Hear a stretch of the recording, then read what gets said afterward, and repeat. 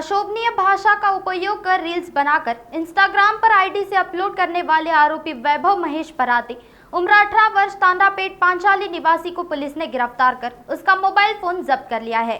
आरोपी को crime branch unit 3 ने पांचपावली पुलिस के हवाले किया और आरोपी के खिलाफ पांचपावली थाने में मामला दर्ज था।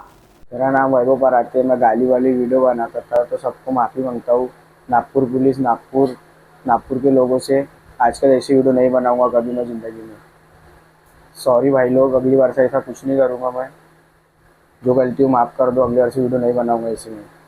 बरोबर आहे, आमच्या एरियात राहणार एक वैभव पराते नावाचा इंस्टाग्रामवर रील बनवून वाईट शिवीगाळ करणे किंवा लोकांना कामोद्दीपिका भडकावणे अशा पद्धतीचे जो कॉमेंट्स होते ते सर्व गोष्टीवर आमचे सायबर क्राईम आणि हे वाच ठेवतात। त्यांच्या माननीय पोलीस आयुक्त आणि वरिष्ठ अधिकारी यांच्या निर्देशानुसार क्राईम ब्रांचचे एक सब इन्स्पेक्टरने युनिट 3 वाल्यांनी रिपोर्ट दिलं या पद्धतीचा माणूस आहे असं करत आहे।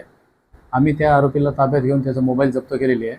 संबंधित FSL किंवा सायबर कोड आम्ही सर्व पुरावे जमा करू, त्याच्यावर चार्जशीट दाखल करू आणि यापुढे तो कुठल्याही पद्धतीचे वाईट करणार नाही अशी आम्हाला खात्री आहे।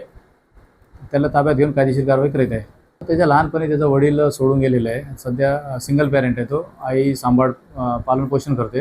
तो सध्या मोबाईलच्या दुकानात नंगापुत्र आहे, ते दुकानात काम करतो, आपला उदरनिर्वाह करतो। त्यांनी सेकंड हँड एक मोबाईल घेतला, त्याला छंद लागली तर काय चला मनोरंजन खूप शिवाय द्यायचं।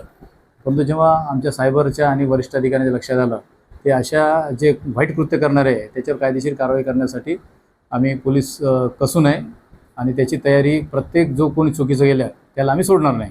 बरोबर आहे, जे काही नेटवर्क जे काही बनलेलं आहे सोशल मीडिया त्याच्यावर जर वाईट कृत्य करणारे नियम तर बनलेलेच आहे, पण त्याचं जेव्हा उल्लंघन करतो तेव्हा सायबर क्राईम वॉच ठेवतो आणि त्यांच्यावर लक्ष ठेवून आम्हाला जे गायडन्स करतात त्या पद्धतीने आम्ही यांच्यावर कायदेशीर गुन्हा दाखल करून कारवाई करतो।